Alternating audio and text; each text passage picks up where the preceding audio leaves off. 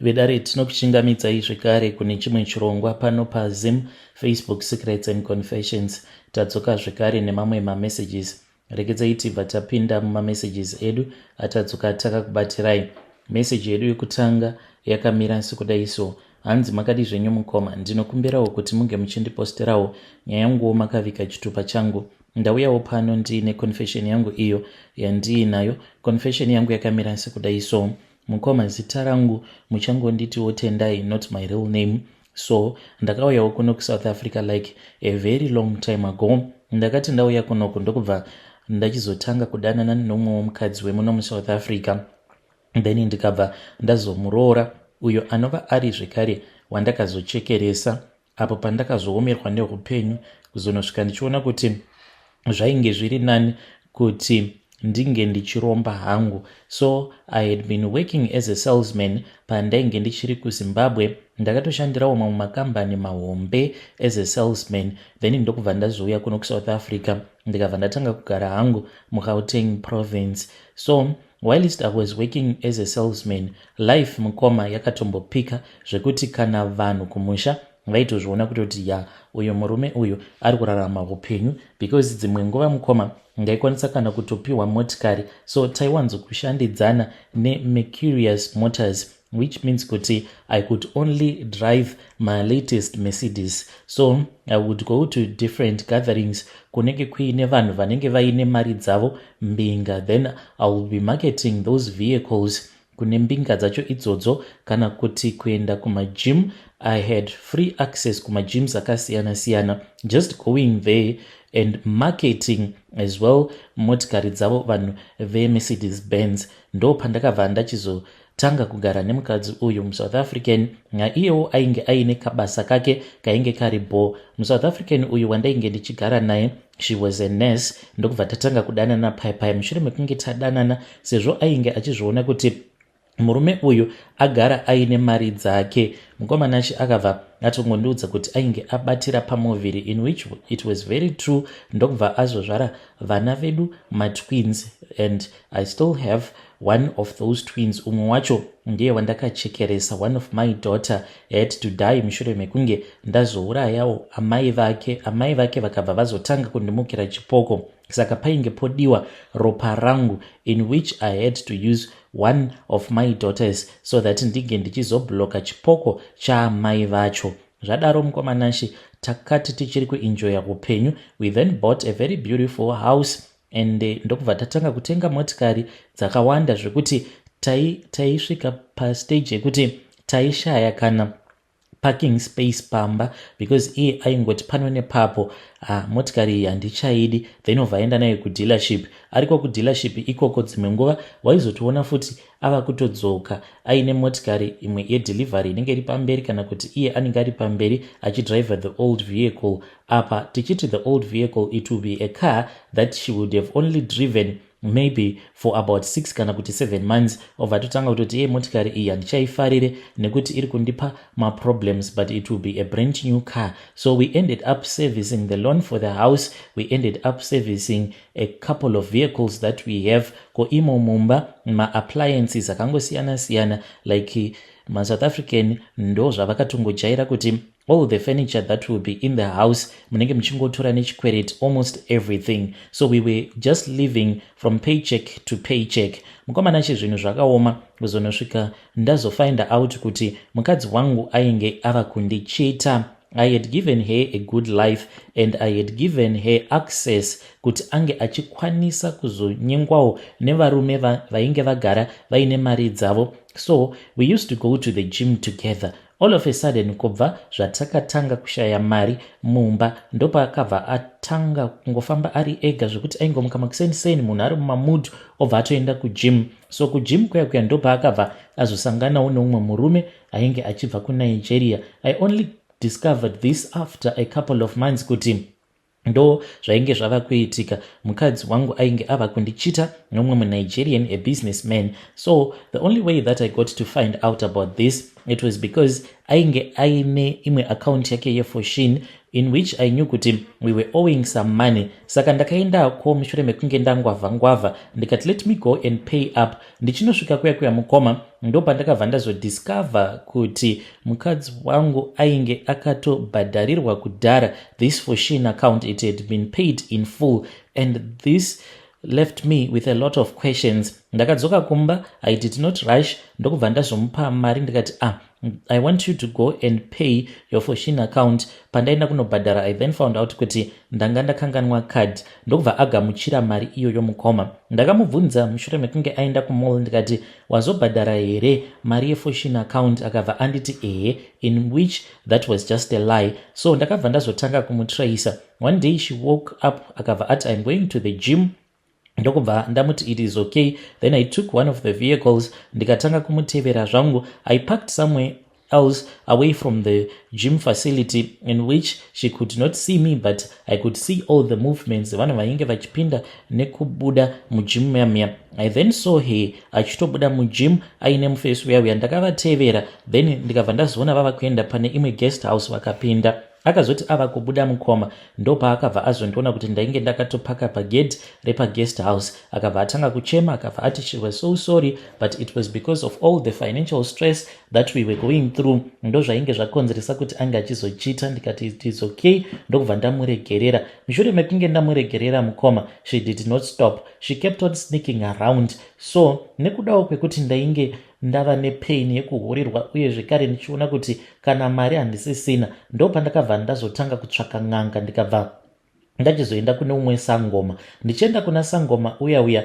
mupfungwa dzangu ndainge ndichizviudza kuti I only need to go there so as to make sure kuti ndinokwanisa kudzosa pfungwa dzemudzimai wangu pandiri so that asazongoramba achindihurira, because a lot was at stake. If we were going to divorce with everything that I was going through at that time, it was going to become very terrible for me. Apa vana vedu vainge vachiri vadiki. Ngoma nachi ndakaenda kuna sangoma uya. Saka mukuzonotaura na sangoma uyo akabva azondiudza kuti chiraramo changu chainge chakasungwa na someone back home kumusha zveshuwa. Akati akanda hakata dzake painge paine kamwe kamwana kainge kari kamusutu kamuSouth African kainge karipo. Ndokubva akatotanga kutotaura shona kamwana kaya. Zvinova zviri zvinhu zvekuti zvakatondivhundutsa kuti kamwana aka kava kutotaura shona ka. Ndokubva kachizotanga kutaura sekunge iko kainge kari vamwe vatete vangu vachitoganza vachitoti iwewe ndakakusunga kunyange zvikanzi waita mari yakawanda sei,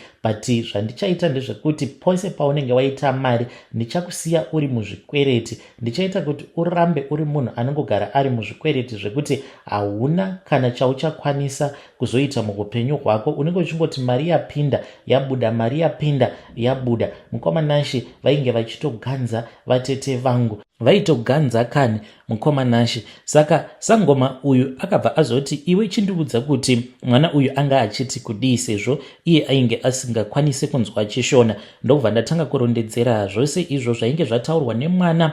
Apa ndainge ndotoyeredza misodzi because vatete vangu ava ndainge ndichivafarira. At that time mukoma ndainge ndakatoti mwana wavo ange achiuya kuno kuSouth Africa ndini ndainge ndichitomubhadharira ari kuStellenbosch University uko mukoma.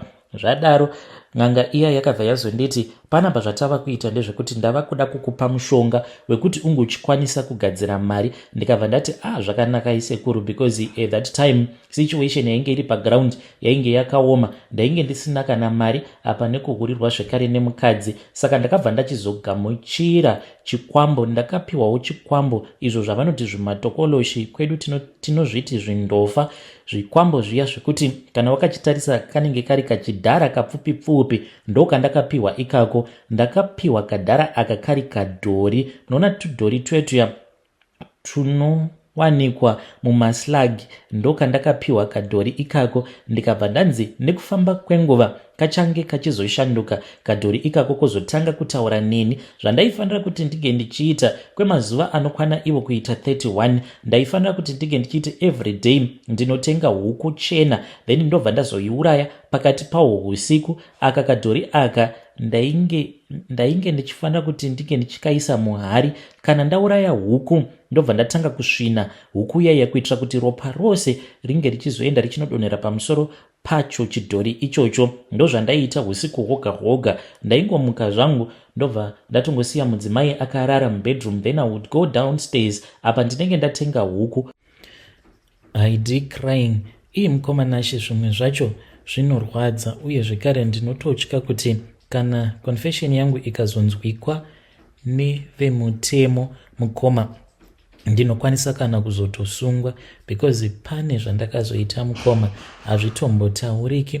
Ndainge ndiinewo kamwe kakazeni kangu akowo kandakazoshandisa mumhiko, but ndichinomushandisa mumhiko idzodzo mukoma pane zvakazoitika. Akazosvika pakufa mukoma.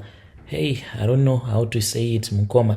Ndakabva ndachizomumanikidza kuti angachiita bonde neni, even though ainge aine 10 years. Ndokubva abata pamuviri sezvandainge ndaudzwa kuti kunobata kwaainge achaita pamuviri dumbu rake raizosvika pakuputika. Ndozvakazoitika mukoma. I cannot go anymore. I cannot continue with this story. Kana ndikakwanisa kuzowana mukana ndichauya mukoma Nash ndobva ndanyatsokurondedzera zvose zvakaitika. Vedare ndo message iyo yandakatumidzirwa ichibva kuna mukoma vedu. Ndazama ndichazama zvekare kuti ndinge ndichivabata pafone call, but vanga vasiri kutombobatika zvachose mukoma vedu ava. Akomana zvakangooma hazvo vedu we. Ngatizamei kuti tinge tichitaura navo mucomment section. Regedzai tibva taenda panyedu inotevera. Nyedu inotevera yakamira sekudai so. Hanzi makadi zvenyu mukoma, ndinokumbirawo kuti muge muchindiposterawo nyaya yangu makavika chitupa changu. Nyaya idzi dzekuti unenge uchizvitsvakirawo mbinga, inzwaiwo zvakazoitika kwandiri. Ndakambouya kwamuri paya ndichiti mukoma Nash nditsvakireiwo murume, but ndiri kuda kudanana nembinga chete. Mukabva mazonditi muchandiitira plan, hamuna kuzondiitira plan. Saka in the background ndaivawo nevamwe varume vandainge ndichitaura navo. Pavarume vose avo vandaitaura navo ndakazotanga kudanana noumwe murume ainge achibvawo kuBulawayo, but shona yake manje hautombofungidziri kuti murume uyu anobva kuBulawayo. Saka akamboita zvokumalaicha. Panguva iyoyo yaainge achiita zvokumalaicha, ipapo ndo paakaromba, asi iye achiti kuromba kwaakaita ainge achida kudzinga mhepo yemufi. Hamene kuti anotaura chokwadi here kana kuti kwete, anongoti pakafiwa kani, zvichidudza izvo kuti vakarova munhu kusvika munhu uyu anyarara. Murume uyu mushure mekunge vaona kuti vainge vamurova ainge ava kusanyatsokwanisa kufema zvakanaka, hanzi ndo pavakabva vazongonomusiya muJoburg, then ndokubva vatotiza paya vakaenderera mberi nerwendo rwavo because vainge vachienda kuCape Town. So iye anoti murume uyu vakasangana naye muBeitbridge, but ainge achibva kumasvingo. Ndobva azovaudza kuti ainge asina mari yakakwana, but ainge aina mukoma wake, uye zvekare ainge akanyora mafone numbers emukoma wacho mune chimwe chibhuku chaainge ainacho, kana foni ainge asina. Ndokubva murume uyu wandinodanana naye abva azofonera mukoma wacho muJoburg, ndokubva vazowirirana for pay forward. Asi iye anoti mushure mekunge ashandisa mari yakawanda kubva muMessina, vakazoti hanzi vatodarika vana Polokwane, ndipo apo mukoma wacho paakazotanga kutaura rafu, nekuti akazomufonera chiti shamari, mari handisisina, sezvo uchiziva kuti munin'ina wako uyu haana kana passport, wadiwa chinditumidzirawo something ndikwanise kusvika nemunhu wako uyu. Then uya hanzi akabva azopindura rafu achiti pana pamanje zvamava kutoita ndezvekuti mava kutondinetsa apa vana Malaicha munongovaziva. Saka vanoti ivo vakazofamba havo zvakanaka kuzonosvika vasvika muJoburg kuti vange vachimufonera mukoma wacho. Ndokubva atanga kudropa macalls, vakamubvunza kuti zvinotoita sei nehama yako iyi, ndipo apo hanzi paakazopindura rafu akati itai zvamunoda nekuti mari handisisina. So hanzi vakazomutora murume uya ndokubva vazoenda naye kuHillbrow, uko kwaanoti ndo kwavaiwanzokuchengetera vanhu vanenge vatadza kuvabhadhara mari, then vobva vatanga kuvashandisa kusvika vakwanisa kuzodzosa mari iyoyo. Saka hanzi vakamutora murume uyu vakabva vazoenda naye kune umwe wavaishanda naye ainge aine kambani yake yeconstruction. Saka akaendeswa kune imwe nzvimbo kwekuti aitorwa makuseni onosvikira achiforoma zvitina asingabhadharwi kana senti, aingopiwa zvokudya chete nepekurara. Iyewo vakabva vazozviona kuti munhu uyu ainge atofonera mapurisa ndopavakabva vachizomubvisa panzvimbo. Vanoti vakamuisa mune imwe quantum ndopavakabva vatanga kumurova. Kunomurova kwavainge vachiita vakabva vazomukuvadza. By then pavakazofind out kuti munhu uyu ainge akuvara ende ainge ava kusataura ndopavakangomisa kombi yavo ndokubva vamudhampa muna M2. Anoti ndo mazvakaitikira. Mushure mekunge vamudhampa, hanzi after a couple of months ndopaakatanga kuona zvipoko.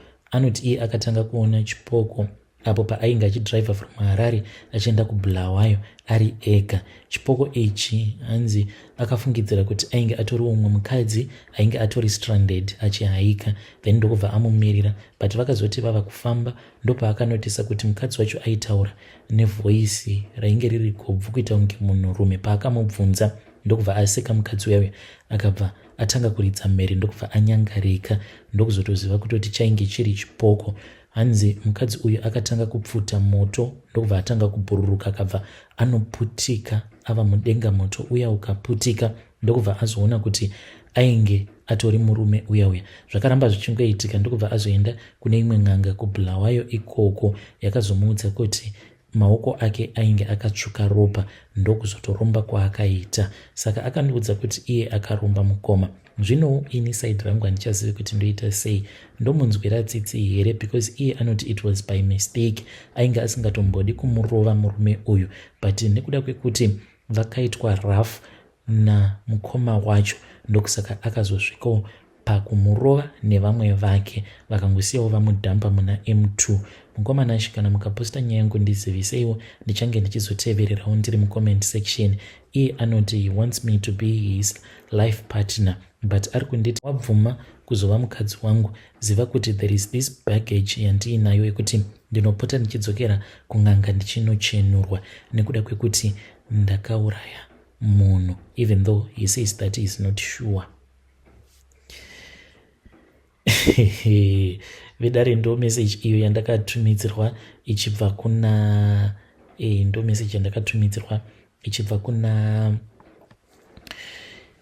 ichibva kune mwanasikana uyu. Zvakangooma hazvo veduwe. So vanzvadzi matoshinga kuda kunzwira munhu uyu tsitsi here?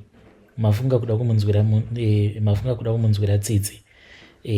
Imhondikai yamuri kunzwira tsitsi, asi zvakangooma hazvo veduwe.